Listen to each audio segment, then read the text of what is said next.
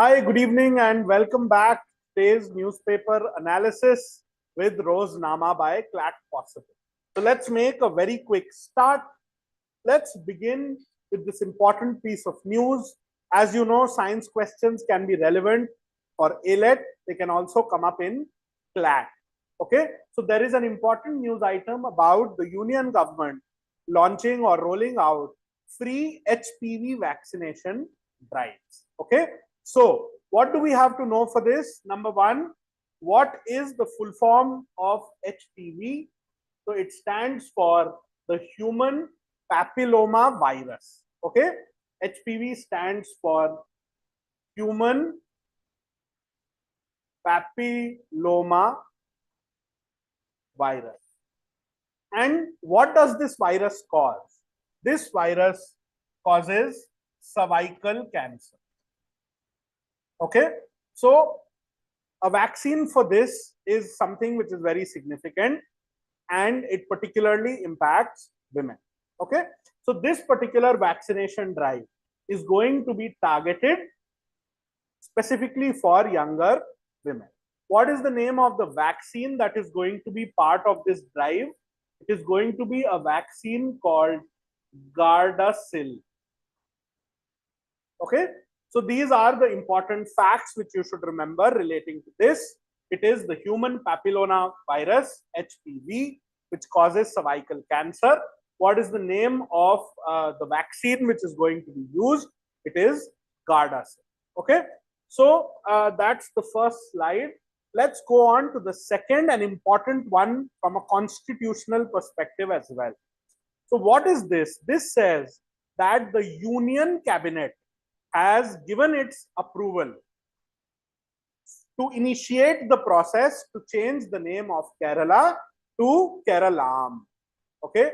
Now, first things first, what is the difference between these two? Nothing really. We call the same thing Kerala in English, Keralam in Malayalam, and Keral in Hindi. So it's essentially a translation. Kerala in English, Keralam in Malayalam. Just how India is the name of this country in English and Bharat is the name of this country in Hindi. These two words are translations of each other. Okay, so no real difference there. At any rate, we see name changes like this. For instance, the country of Turkey renamed itself as Turkiye, Turkiye. Something similar. Now, the Union Cabinet, as I said, has given its approval to begin the process to change the name from Kerala to Kerala. Now, this comes in the backdrop of the fact that there are going to be assembly elections in Kerala soon. All right. So let's take a quick look at the factual history. Now, the Legislative Assembly of Kerala had passed a resolution to this effect in 2024. Okay, so it's been almost a year and a half or 2 years since the State Legislative Assembly had passed this resolution. Now, what is the process of changing the name of a state? For this, we need to know about two things in the Constitution. First, we need to know about Article 3. And second, we need to know about the first schedule. Okay, so the first schedule is the schedule of the Constitution, which contains a list of the states and union territories which form a part of the Republic of India. Okay, one of those states, of course, is Kerala, right? So the names of the states are essentially whatever is written in the Constitution of India. Okay, where in the Constitution of India are the list of states and union territories found? It is in the first schedule of the Constitution. Okay, so that is number one. Now, what is the process that has to be undertaken to change the name of a state, to change the boundary of a state, to alter the boundary, to merge two states, to divide a state, to convert a state from a state to a union territory? All of that happens in part 1 of the Constitution, which deals with the union and its territories, right? So that is what is there in part 1 of the Constitution. All right. Now, what is the process? Now you've seen the cabinet has given its approval. So why did the cabinet have to do something? Because for the president to act, the cabinet has to first approve. Okay. Let us begin with who can make this change. Can the Legislative Assembly of Kerala by itself change the name of the state? No. Okay. Who can do it? It is the Parliament. Okay. So the Parliament has to pass a law to change the name of the state, and an amendment to that effect also has to be made in the first schedule of the Constitution. If we look back over the years, what is the most recent state whose name has been changed in this manner, like a minor change? The last one was when Orissa became Odisha, ORISSA to ODISHA. So that kind of a minor name change last happened with the state of Odisha. Now Kerala is sought to be made Keralam. All right. Now let's take a look at this article and see what is the process described. So basically, there is a bill that has been drafted. What is the bill? The bill is called Kerala Alteration of Name Bill 2026. Okay, Kerala Alteration of Name Bill 2026. Now, what is the next step? The president has to refer this bill to the state legislative assembly for its comments, for its views. Are the views of the legislative assembly binding? No, but it is essential for the state legislative assembly to express its views. Without that, the process cannot go forward. So now that the cabinet has approved it, the president will refer this bill to the Kerala State Legislative Assembly for them to express their views. After the State Legislative Assembly expresses the views, then the union government will seek the president's recommendation to introduce the bill in parliament. Then once the bill is introduced in parliament, it has to be passed in both the houses. Of course, for this, the level of majority required is the regular majority. It does not require the 2/3 of present and voting plus simple majority of total membership. That threshold is not required when such a change is. It can be done by a simple majority. All right. So I hope this is absolutely clear. So what are the points? Two constitutional provisions to know about: Article 3 and the first schedule.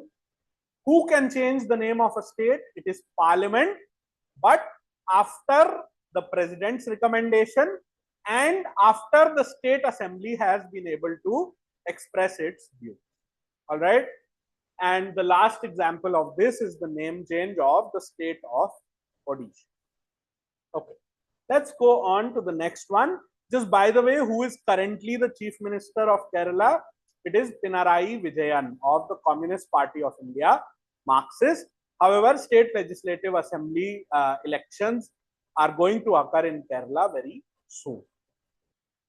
Let's go on to the next. This is a quick one I want to flag. This is an editorial in the Hindu where the editorial board comments that petitioners had gone to the Supreme Court of India challenging the constitutionality of the SIR process or special intensive revision. However, what the Supreme Court has ended up doing is to interfere in and micromanage the SIR process instead of deciding the core question, which is about the constitutionality of the process. That is the way this process is being conducted, is it constitutional or does it violate the fundamental rights and other constitutional rights and principles? Okay. So this editorial comment that what the Supreme Court is doing right now is like a band-aid, right? It is refusing to decide. The core question, rather, it is micromanaging and interfering in the process being conducted by the Election Commission of India, right? So it's like putting a band-aid on a gunshot wound, right? So that's essentially the gist of this editorial. Related to this, remember yesterday there has been a roundtable conference of the Election Commission of India and State Election Commissioner, where they have passed a resolution to work closely with each other. Last thing, 3 important people relating to the ECI. I've said this before. First Chief Election Commissioner, Sukumar Sen. Current Chief Election Commissioner, Gyanesh Kumar. First female Chief Election Commissioner, V.S. Rama Dev. Let's go on to the next article. The next one is titled Inglorious Retreat. Inglorious meaning the opposite of glorious.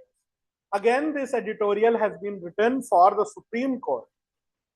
Several years back, the Supreme Court had issued guidelines and directions on what is the procedure to be adopted and what the duty of the state and the police is in cases of cow vigilante, okay, where mob violence takes place in the name of cow protection, right? Mob lynchings have also taken place in this country over the last period of time.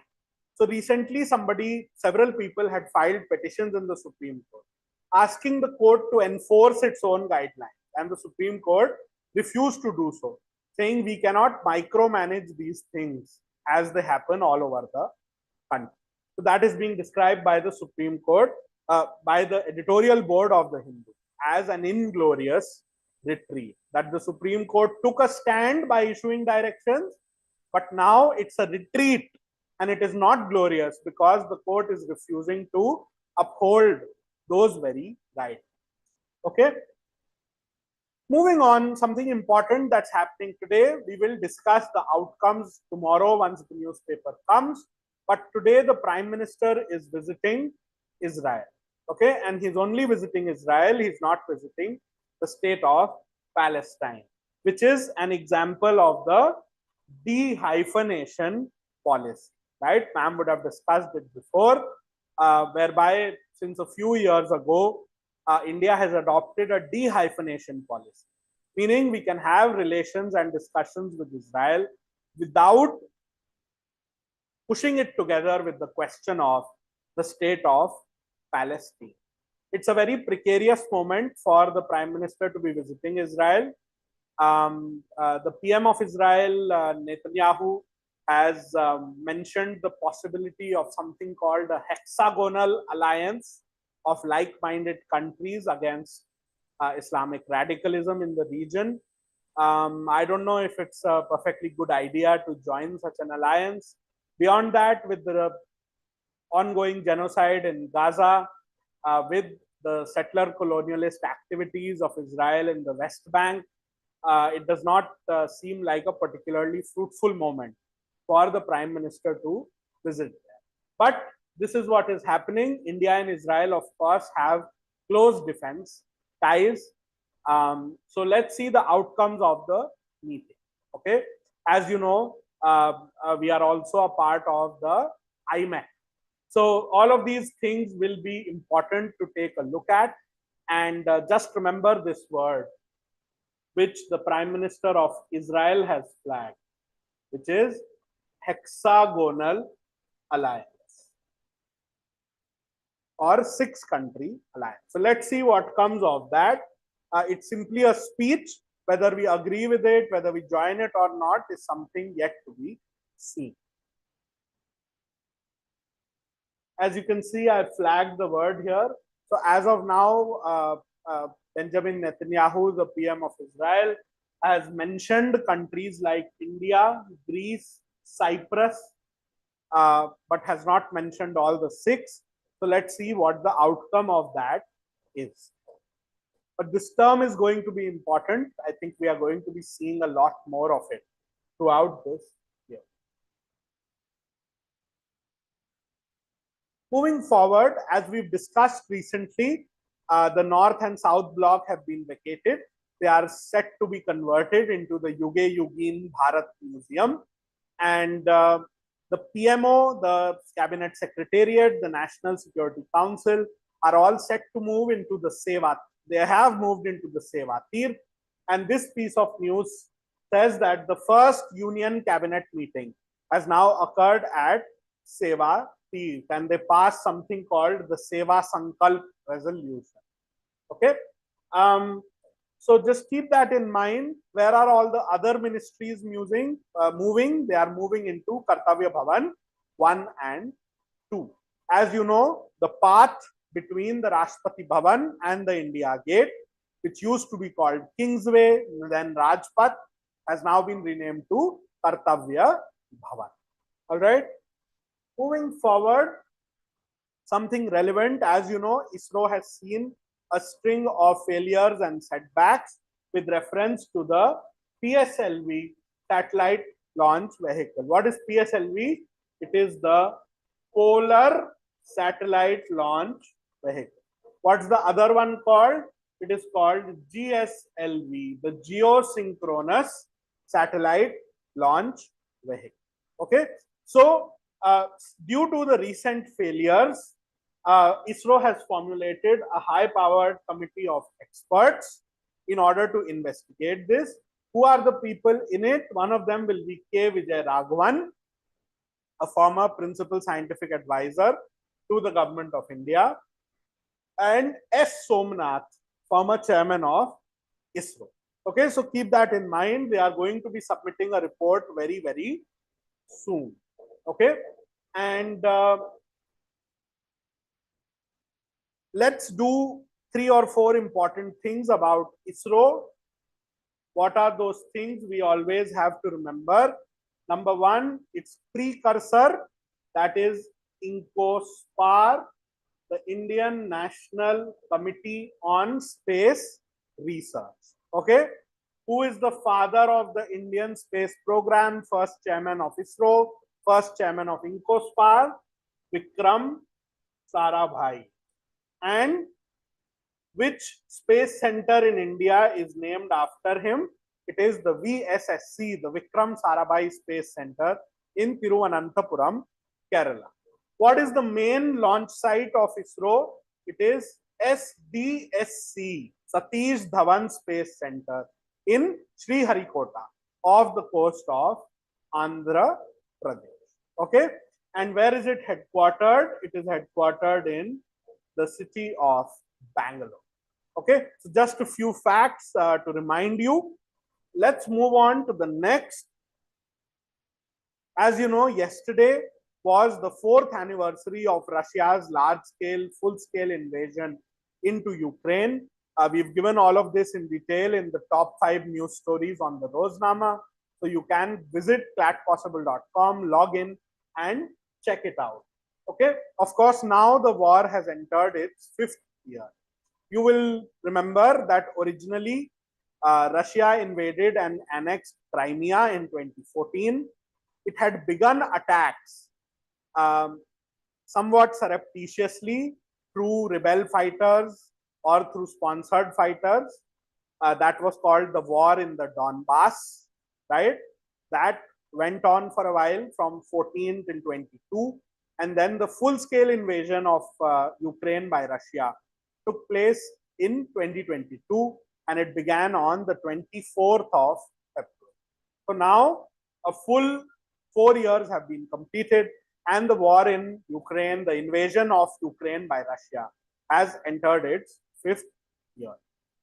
We have recently covered the elections in Myanmar, right, where the military backed party, the USDP, Union Solidarity and Development Party, won the elections. So there's soon going to be a convening of Myanmar's parliament. As I have said multiple times, there have been 3 important troubled elections. I mean, 2 have occurred, 1 is about to occur. Bangladesh, Myanmar have already occurred, very important. They are in our subcontinent. And Nepal's election is about to occur next month. So all of these 3 in our South Asian neighborhood, where troubled situations have led to toppling of government. And now this year, 3 elections have been held. All right. Moving forward, is the news on Iran. Now, this is something which is very weird, I must confess. The US keeps saying that Iran is not making the full commitment. Trump has said it several times. On the other hand, Iran's leaders have repeatedly said, we are willing to say, they have said publicly that Iran will never develop a nuclear weapon. So it's unclear what the two sides are waiting for. There seems to be a drumbeat for war with Iran in the United States, especially among the politicians and the military class. So let's see what comes of that. But it's a precarious time for the world, a precarious time for peace. Between the US and Israel, I hope no new wars get started with Iran. It seems the commitment which is needed from Iran for the US is already there. They had made that commitment with the JCPOA. Trump withdrew from that deal, right? Now things have come to the brink of war, with Trump now again demanding a nuclear deal. Iran is publicly stating that we are ready to take any necessary steps to reach a deal, says their foreign minister, right? But things have not been settled as of now. So let's keep an eye out. It's quite a precarious situation. Let's see how it unfolds. Iran, of course, is very important for India, particularly relating to the Chabahar port. Okay. Moving forward, we covered the Russia-Ukraine war. So let's move forward from here. We've already discussed the news about Kerala. Just remember, Kerala Assembly passed the resolution in 2024. Cabinet has approved the plan now in 2026. Where will the bill go? The president will send the bill to the state legislative assembly for their views. Once they return the views, the union cabinet will seek the president's recommendation. Then the Kerala Alteration of Name Bill 2026 will be introduced in Parliament, where it will have to be passed. All right. So just keep that process clear in your mind. Okay. As I mentioned, the Election Commission and the state election commissioners held their roundtable conference yesterday. We've discussed the basics. They passed a resolution that they will synergize their poll processes or coordinate. Why do they have to synergize? Because remember, the Election Commission of India conducts elections for Parliament, which means Lok Sabha and Rajya Sabha, for the state legislature, which means Vidhan Sabha and Vidhan Parishad, and for two offices. What are they? President and Vice President. Only these elections are conducted by the Election Commission of India. Other than this, each state has their own state election commission, a one-man body, which conducts elections for panchayats and municipalities. Okay, so this core distinction you must keep in mind. ECI is created by Article 324. The State Election Commission is created by Part 9 of the Constitution, which deals with panchayats. Okay, moving forward, just a quick note about the Niti Aayog CEO. So remember, in the Niti Aayog, there are three important positions. One is chair of Niti Aayog, one is vice chair of Niti Aayog, and the third is the CEO. So who is the chair? It is ex officio, the Prime Minister. The vice chair gets changed from time to time, and the CEO is the one who does the actual work. So what is the piece of news? That Nidhi Chibbar, who has taken over charge as CEO of Niti Aayog, it is Nidhi Chibbar. When was the Niti Aayog created? In 2015. replacing which body? The Planning Commission of India. So who was the last chair of the Planning Commission? Narendra Modi. First chair of Niti Aayog, also Narendra Modi. What is the full form of Niti in Niti Aayog? Niti stands for National Institution for Transforming India. All right. So I hope all of that is clear. Moving forward, I just wanted to flag it, an editorial about Pax Silica. Remember, on the sidelines of the AI Impact Summit, India signed the Pax Silica Declaration. Okay, so just keep that in mind. We had been invited earlier, but we have now signed. Moving forward, just something relating to yesterday. As you know, the statue of Edwin Lutyens, the architect of Imperial Delhi, was replaced by a bust of C. Rajagopalachari, the last Governor General of India and the first Indian Governor General of India.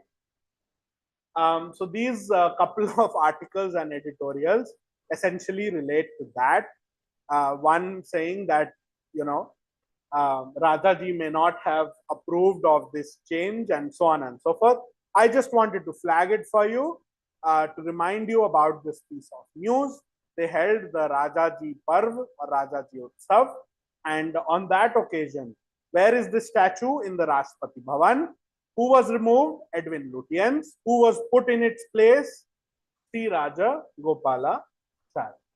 Okay. All right. So that's all for today. I wanted to keep it short and sweet. Thank you so much for tuning in. Remember to subscribe if you don't want to miss our videos. Remember, the Roznama is free. It is a mini Clat every day.